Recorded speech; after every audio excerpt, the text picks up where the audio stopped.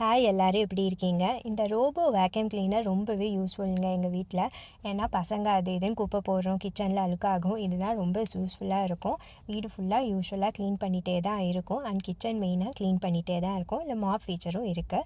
நான் லஞ்சுக்கு மில்லட் பூண்டு குழம்பு வாழைப்பூ கூட்டு தாங்க பண்ணியிருந்தேன். எல்லாருமே அதே வச்சே சாப்பிட்டுட்டோம். ஐஸ்கிரீமும் பண்ணேன். Strawberry, banana, dates and ball போட்டு தான் பண்ணேன். ரொம்ப சிம்பிள், சுகரே கிடையாது.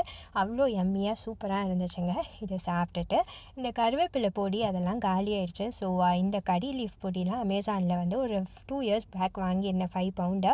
அதை வச்சே நான் பண்ணிட்டேன். ஃப்ரெஷ் கறி லீஃப் வச்சியும் பண்ணலாம், பட் நான் பவுடர் வச்சே நான் பண்ணிட்டேன். இந்த ஒரு ஃபுல் ரெசிபி நம்ம சேனலில் ஆல்ரெடி இருக்குது, பார்த்துக்கோங்க.